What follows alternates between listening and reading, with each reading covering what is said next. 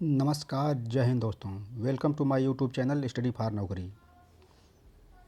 CTET का notification आ गया है और ये आज का प्रश्न है बाल विकास एवं शिक्षा शास्त्र से, जो होने वाली आपकी परीक्षाओं की दृष्टि से बहुत ही महत्वपूर्ण है। ज़्यादा बात न करते हुए आइए चलते हैं प्रश्न की ओर।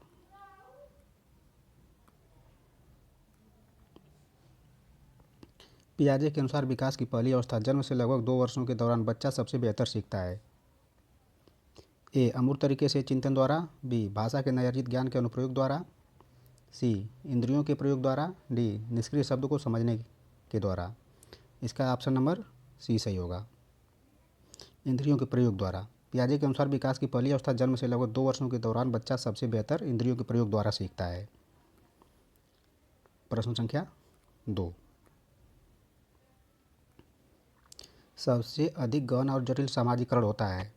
ए पूर्व बाल्यावस्था के दौरान, बी प्रौढ़ावस्था के दौरान, सी व्यक्ति के पूरे जीवन में, डी किशोरावस्था के दौरान। इसका ऑप्शन नंबर डी सही होगा, किशोरावस्था के दौरान। सबसे अधिक गहन और जटिल सामाजिकरण किशोरावस्था के दौरान होता है।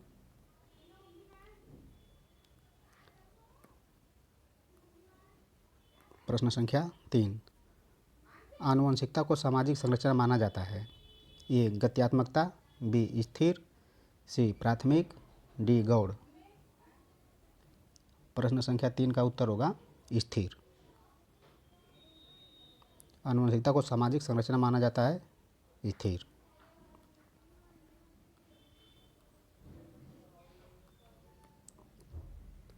प्रश्न संख्या 4, सीखने का सिद्धांत जो पूर्ण रूप से और केवल अवलोकनीय व्यवहार पर आधारित है, सीखने के सिद्धांत से संबंधित है। ए व्यवहारवादी, बी संरचनावादी, सी संज्ञानवादी, डी विकासवादी। बताइए इसका उत्तर क्या होगा। इसका उत्तर ऑप्शन ए व्यवहारवादी होगा, व्यवहारवादी। प्रश्न 5, निम्नलिखित में से कौन सा समझ के लिए शिक्षण को प्रदर्शित नहीं करता। इस पर विशेष ध्यान दीजिएगा। ए समानता और अंतर देखने और सदृशता स्थापित करने के लिए विद्यार्थियों को सहायता करना, बी विद्यार्थियों को एकाकी तथ्यों और प्रक्रियाओं को याद करने के योग्य बनाना, सी परिघटना या अवधारणा को अपने शब्दों में व्यक्त करने के लिए विद्यार्थियों को कहना, डी नियम कैसे काम करता है इसे स्पष्ट करने हेतु उदाहरण उपलब्ध कराने के लिए विद्यार्थियों को पढ़ाना। 5 का उत्तर होगा बी,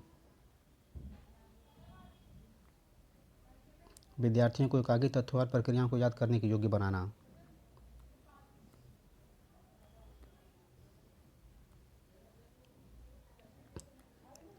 प्रश्न संख्या 6,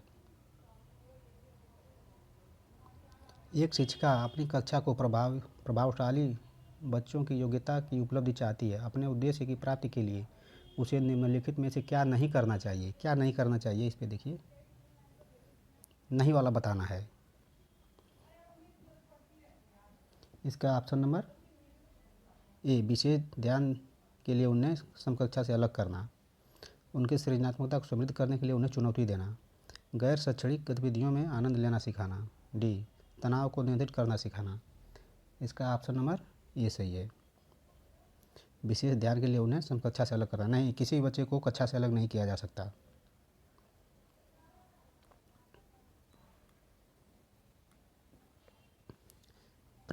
प्रश्न संख्या 7, निम्नलिखित में से कौन सी विशेषता आंतरिक रूप से प्रेरित बच्चों के लिए सही नहीं है। ए वे कार्य करते समय उच्च स्तर की ऊर्जा प्रदर्शित करते हैं, बी वे चुनौती भरे कार्यों को पसंद करते हैं, सी यह हमेशा सफल होते हैं, डी उन्हें कार्य करने में आनंद आता है। बताइए इसका उत्तर क्या होगा। वे हमेशा सफल होते हैं। इसका ऑप्शन नंबर सी, वे हमेशा सफल होते हैं। इसका ऑप्शन नंबर सी सही है। प्रश्न संख्या 8, छोटे शिक्षार्थियों में निम्नलिखित में से कौन सा लक्षण पठन एवं कठिनाई का नहीं है।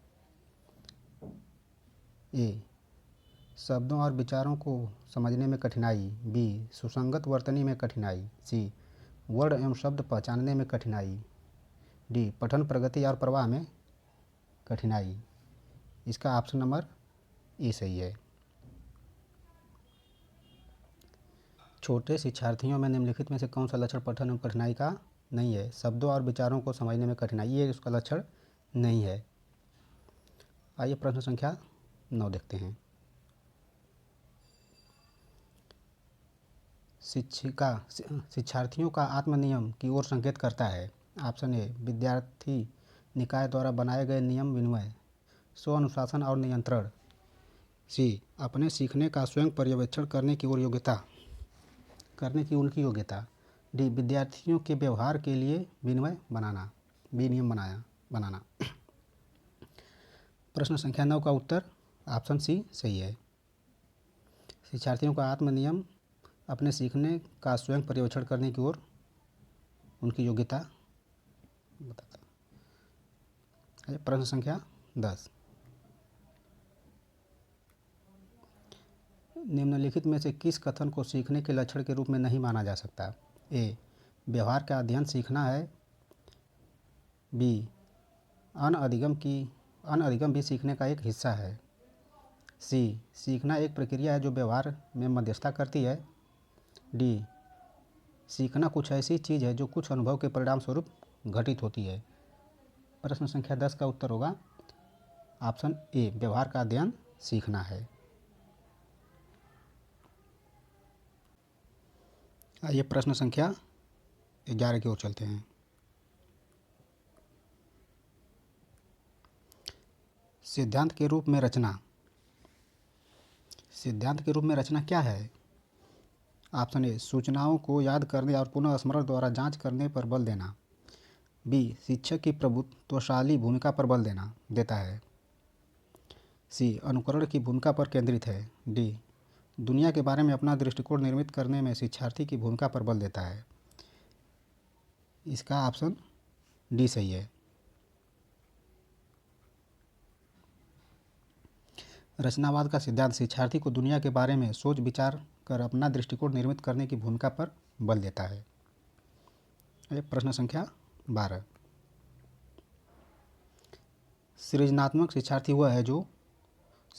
शिक्षार्थी कौन है? आइए देखते हैं। ऑप्शन ए परीक्षा में हर बार अच्छे अंक प्राप्त करने के योग्य है। बी लेटरल चिंतन और समस्या समाधान में अच्छा है। सी ड्राइंग और पेंटिंग में बहुत विलक्षण है। डी बहुत बुद्धिमान है। बी का 12 का बी होगा।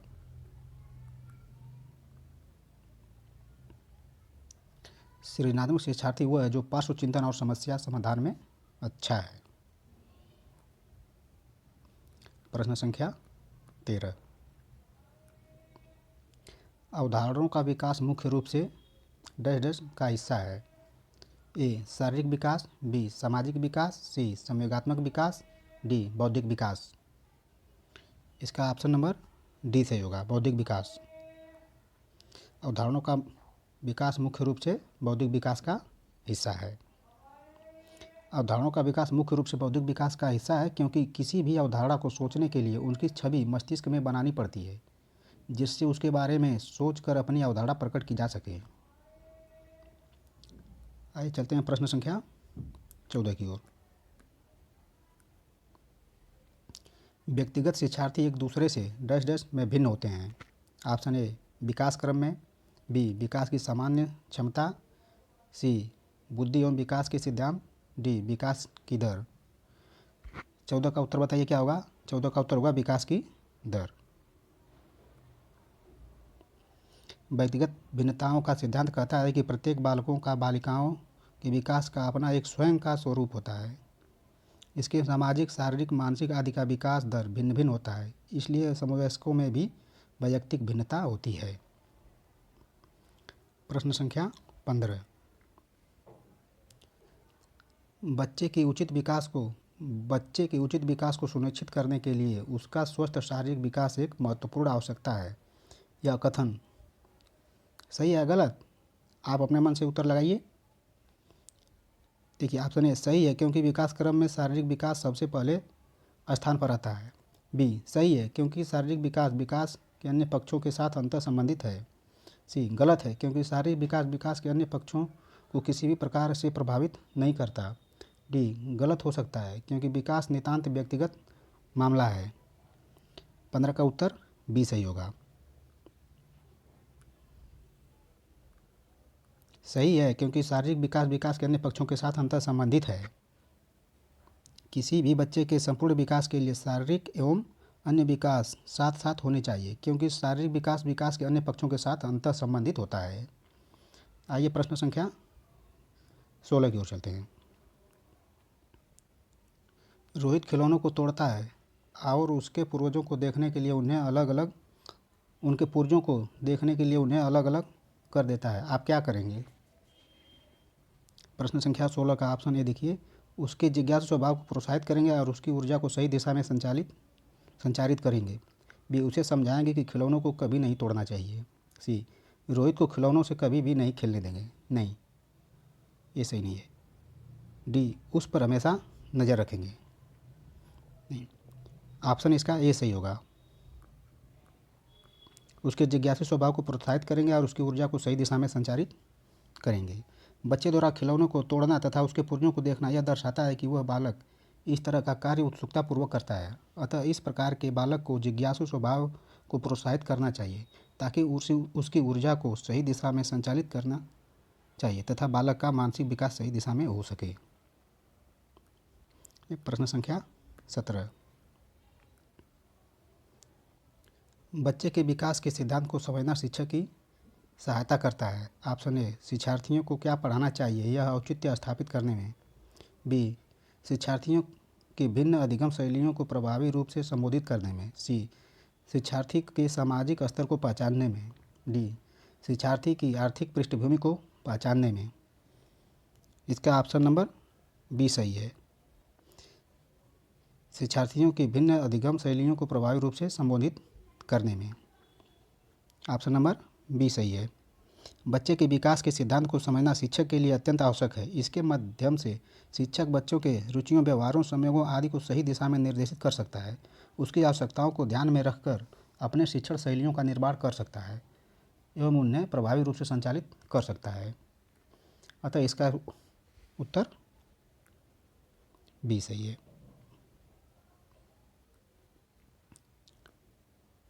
प्रश्न संख्या 18, प्रत्येक शिक्षार्थी स्वयं में विशिष्ट है, इसका अर्थ है। ऑप्शन ए सभी शिक्षार्थियों के लिए एक समान पाठ्यचर्या संभव नहीं है। ऑप्शन बी एक विषमरूपी कक्षा में शिक्षार्थियों की समकक्षाओं क्षमताओं को विकसित करना असंभव है। कोई भी दो शिक्षार्थी अपनी योग्यताओं, रुचियों और प्रतिभाओं में एक समान नहीं होते। ऑप्शन डी शिक्षार्थियों में ना तो कोई समान विशेषता होती है और ना ही उसके लक्षण समान होते हैं। इसका ऑप्शन नंबर सी सही है। कोई भी दो शिक्षार्थी अपनी योग्यता, रुचियों और प्रतिभाओं में एक समान नहीं हो सकता। प्रत्येक शिक्षार्थी स्वयं में विशिष्ट है। इसका आशय यह है कि प्रत्येक शिक्षार्थी किसी न किसी विषय में योग्य होगा, अर्थात कोई भी दो शिक्षार्थी अपनी योग्यता, रुचि और प्रतिभा में एक समान नहीं हो सकता। आइए चलते हैं प्रश्न संख्या 19 की ओर। पुरुष स्त्रियों की अपेक्षा ज़्यादा बुद्धिमान होते हैं, यह कथन है। ए लैंगिक पूर्वाग्रह को प्रदर्शित करता है। बी बुद्धि के भिन्न पक्षों के लिए सही है। सी सही है। डी सही हो सकता है। इसका ऑप्शन नंबर ए सही है। लैंगिक पूर्वाग्रह को प्रदर्शित करता है। किन्हीं दो वर्गों में विभेद करना लैंगिक पूर्वाग्रह को प्रदर्शित करता है। प्रश्न संख्या 20, रीमा अपनी कक्षा को क्षेत्र भ्रमण पर ले जाती है और वापस आने पर अपने विद्यार्थियों के साथ भ्रमण पर चर्चा करती है। यह डैश डैश की ओर संकेत करता है। ऑप्शन ए आकलन के लिए सीखना। बी आकलन का सीखना। सी सीखने का आकलन। डी सीखने के लिए आकलन।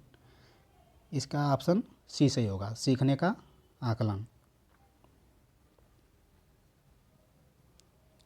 किसी भी प्रकार से शिक्षार्थी को प्रायोगिक या व्यवहारिक ज्ञान देकर बाद में उस पर विषय पर चर्चा करके यह देखा जाता है कि शिक्षार्थी कितना सीखा है। सीखने में त्रुटियों का पता लगाकर उन्हें सुधारने का प्रयास किया जाता है। यह सीखने का आकलन के अंतर्गत किया जाता है। अतः इसका ऑप्शन नंबर सी होगा सीखने का आकलन। प्रश्न संख्या 21। मानव विकास कुछ विशेष सिद्धांतों पर आधारित है। निम्नलिखित में से कौन सा मानव विकास का सिद्धांत नहीं है? ए सामान्य से विशिष्ट, बी प्रतिवर्ती, सी निरंतरता, डी अनुक्रम एकता।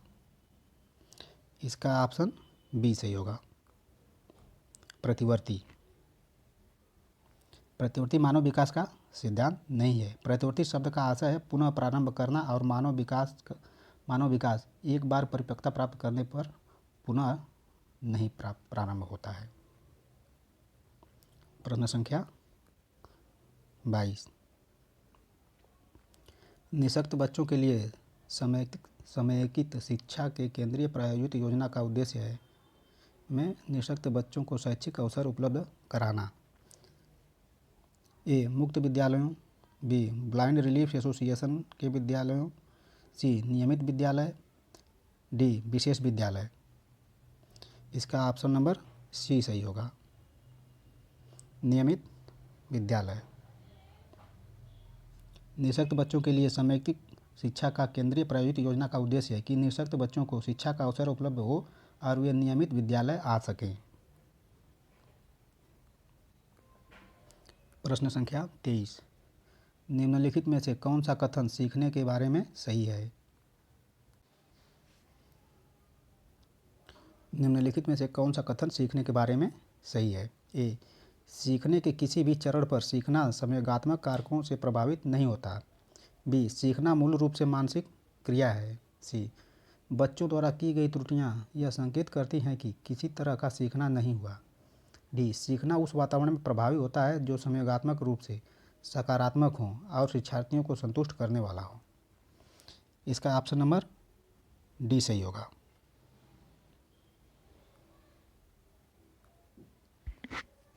सीखना उस वातावरण में प्रभावी होता है जो संवेगात्मक रूप से सकारात्मक हो और शिक्षार्थियों को संतुष्ट करने वाला हो। आइए चलते हैं प्रश्न संख्या 24 की ओर। मूल्यांकन का मुख्य उद्देश्य होना चाहिए। मूल्यांकन का मुख्य उद्देश्य क्या होना चाहिए? आइए देखते हैं। ऑप्शन ए यह निर्णय लेना कि क्या शिक्षार्थी को अगली कक्षा में प्रोन्नत किया जाना चाहिए। ऑप्शन बी सीखने में होने वाली कमियों का निदान और उपचार करना। सी शिक्षार्थियों की त्रुटियां निकालना। डी शिक्षार्थी की उपलब्धि को मापना। इसका ऑप्शन बी सही होगा, सीखने में होने वाली कमियों का पता लगाना और उसका उपचार करना। मूल्यांकन का मुख्य उद्देश्य सीखने में होने वाली कमियों का निदान तथा उपचार करना होता है। प्रश्न संख्या 25। शिक्षार्थी जो पहले से सीख चुके हैं उसकी पुनरावृत्ति और प्रत्यास्मरण में विद्यार्थियों की मदद करना महत्वपूर्ण है, क्योंकि ये पूर्व पाठों को दोहराने का यह एक प्रभावी तरीका है। बी यह शिक्षार्थियों की स्मृति को बढ़ाता है जिससे सीखना सुदृढ़ होता है। सी यह किसी भी कक्ष अनुदेशन के लिए एक सुविधाजनक शुरुआत है। डी नई जानकारी को पूर्व जानकारी से जोड़ना सीखने को समृद्ध बनाता है। इसका ऑप्शन डी सही है, नई जानकारी को पूर्व जानकारी से जोड़ना सीखने को समृद्ध बनाता है। यदि शिक्षार्थी किसी पाठ्य पुस्तक को पढ़कर सीख चुका है तो उसकी पुनरावृत्ति और प्रत्यास्मरण में शिक्षार्थियों की मदद करना महत्वपूर्ण है, क्योंकि नई जानकारी को उससे जोड़ना सीखने को समृद्ध बनाता है। अतः इसका ऑप्शन नंबर डी सही है। ये प्रश्न संख्या 26। सृजनात्मक उत्तरों के लिए आवश्यक है। ऑप्शन ए मुक्त उत्तर वाले प्रश्न, बी एक अत्यंत अनुशासित कक्षा, सी प्रत्यक्ष शिक्षण एवं प्रत्यक्ष प्रश्न, डी विषय वस्तु आधारित प्रश्न। 26 का ऑप्शन ए सही होगा, मुक्त उत्तर वाले प्रश्न। सृजनात्मकता का तात्पर्य नवीन विचारों से है। नवीन विचार स्वतंत्रता के वातावरण में ही आते हैं। सृजनात्मक उत्तर के लिए आवश्यक है कि छात्रों से मुक्त उत्तर वाले प्रश्न पूछे जाने चाहिए ताकि बालक स्वतंत्रतापूर्वक अपने विचारों में नवीन आयामों का समावेश कर सके। अतः इसका ऑप्शन ए सही है। चलते हैं प्रश्न संख्या 27 की ओर। शिक्षार्थियों को डैश डैश के लिए प्रोत्साहित नहीं करना चाहिए। ए, अधिक से अधिक पाठ्य सहगामी क्रियाओं में हिस्सा लेने। बी, शिक्षक जो पूछ सकते हैं उन सभी प्रश्नों के उत्तर याद करने। सी, कक्षा के अंदर और बाहर अधिक से अधिक प्रश्न पूछना।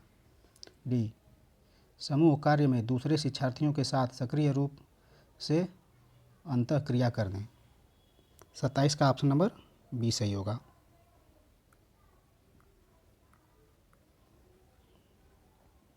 एक शिक्षक जो चाहिए कि शिक्षार्थियों को कभी भी प्रश्नों के उत्तर याद करने के लिए प्रोत्साहित नहीं करना चाहिए, बल्कि उस प्रश्न के उत्तर को पढ़कर उसे समझने के लिए प्रोत्साहित करना चाहिए। अतः इसका उत्तर बी होगा।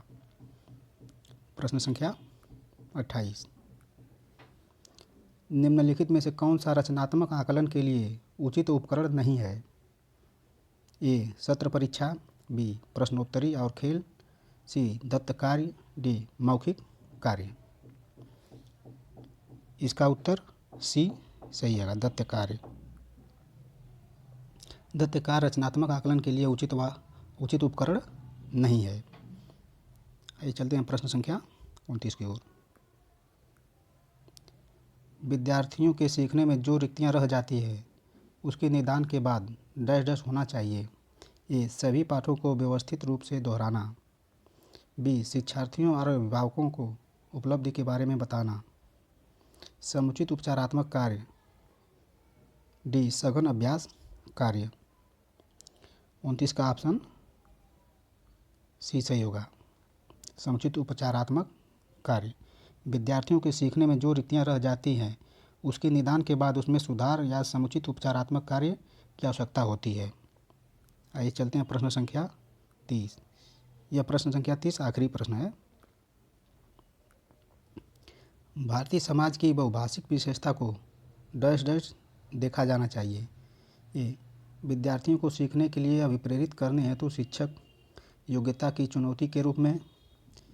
बी, विद्यार्थियों के लिए विद्यालय जीवन को एक जटिल अनुभव के रूप में बनाने के लिए कारक के रूप में।